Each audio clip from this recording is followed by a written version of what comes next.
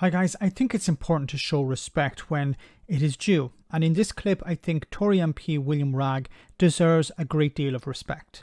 Now, I don't agree with his politics, and I do hope he's voted out at the next general election because of the party he represents. But he was honest enough to explain to people watching proceedings exactly how MPs can be forced against their conscience to vote for something they deeply disagree with. Have a listen to what he had to say. What occurred with that financial statement, I am personally ashamed, because I cannot go and face my constituents, look them in the eye, and say that they should support our great party, and the polls would seem to bear that out. The next debate is apparently a confidence issue. Well, I'm not going to fall into that trap. I've opposed fracking. I thought we'd come to a considered position on it, but there we go. So I will vote with the government whip, because I'm not, if the honourable lady would allow me, she's kind, I will give way happily, of course, if she wishes to now. Will she? Of course, yes. Will he be lending the Prime Minister his confidence vote in the next debate? Well, she's very charitable in giving me a further minute for my peroration, which it seems a shame to extend it too long, but she's very grateful now. But you should allow me, the fracking debate that follows has been made a confidence vote. Yeah.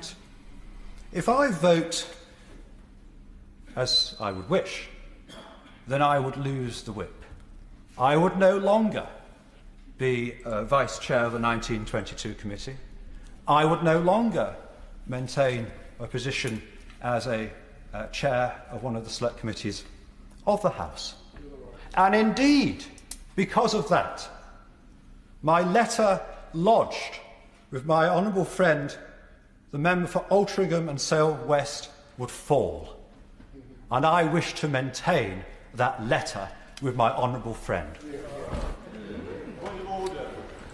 Very interesting. So what he's saying here, of course, is that he would like to send in a letter into the 1922 committee to Graham Brady to get Liz Truss removed. He has no longer confidence in Liz Truss and he wants her removed, so he's sending in his letter.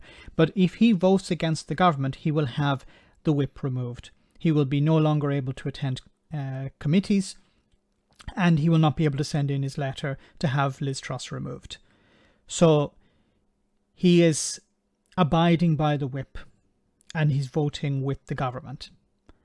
He doesn't agree with that, and I think it's important that when we look at an MP's voting record, and I use it from time to time, many times MPs will vote against their own conscience, and this is not how it should work. There should be a free vote on pretty much everything.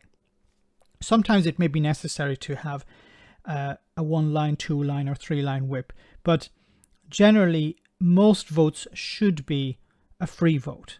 MPs should be able to represent their constituents over the party. And unfortunately, many times MPs just vote as the party tells them. They don't rebel. They don't have any conscience. And I think it's important that someone stands up, as William did here, and point out exactly what's on the table, exactly how it works, so that the public can understand, yes, you know, I'm not doing grandstanding here. I'm actually telling you I'm against fracking. I know my constituents are against that. The party is pretty much against it, but the government are for it.